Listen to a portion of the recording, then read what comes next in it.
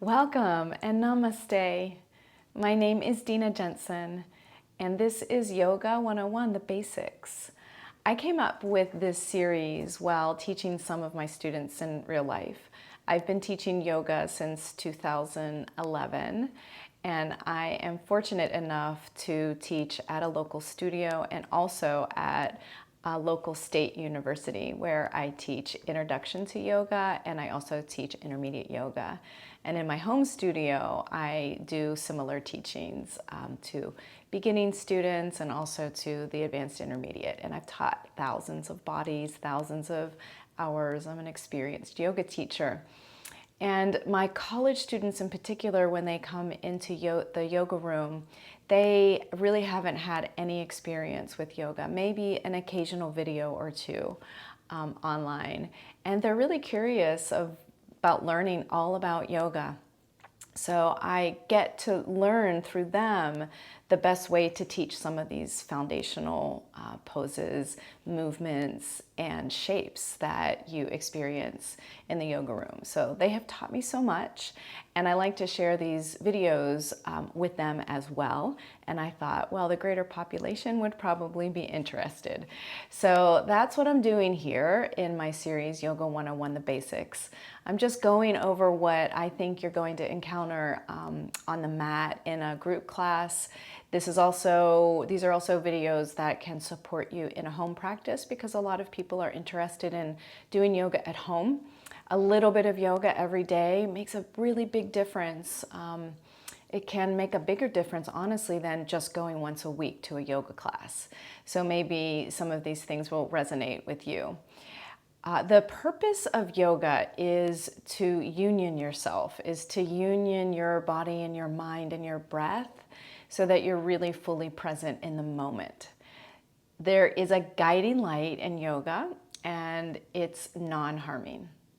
So as long as you keep these two principles in mind, we turn away from harming, we turn away from suffering on the mat, and we turn towards loving kindness, listening to the body and unioning with the body, the mind, and the breath.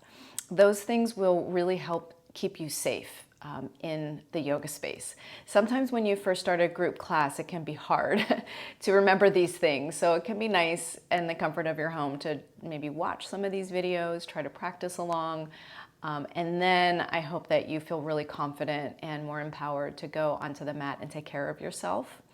So as you watch through the Yoga 101 series, always practice non-harming. Always practice love and kindness towards yourself. Pay attention to things that feel good in the body.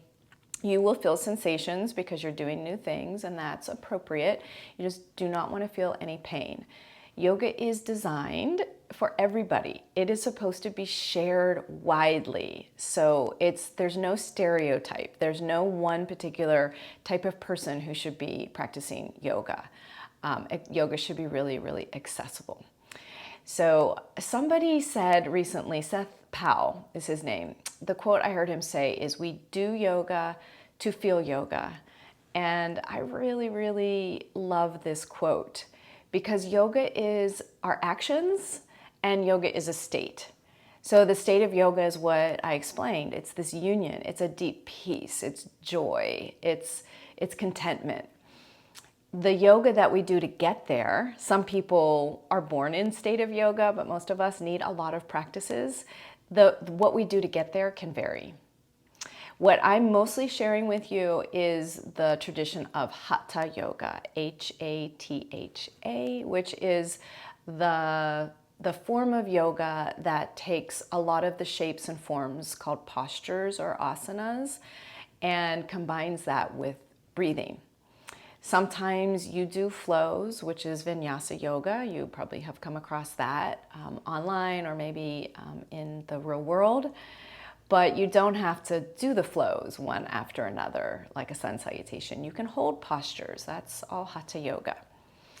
So that's mostly what I'll share, but know that there are other ways to practice yoga to feel yoga. Some people practice service, karma yoga.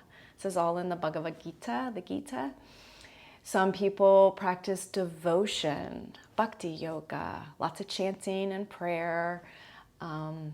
to feel that state of connection.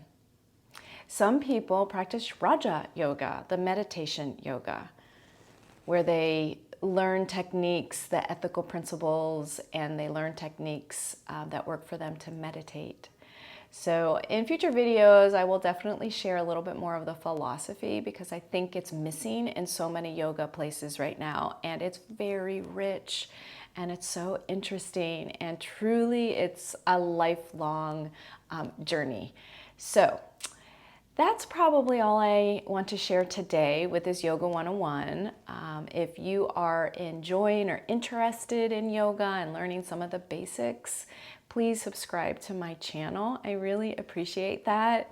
I'm very grateful for you taking this time to watch, and I am very appreciative that you have any interest in yoga at all, because it is my love, it is my passion, it is my dharma to pass these teachings on from the teachers that have learned them from way back to ancient India, that keep passing the teachings on and on and on, and continuing that tradition. So thanks for tuning in.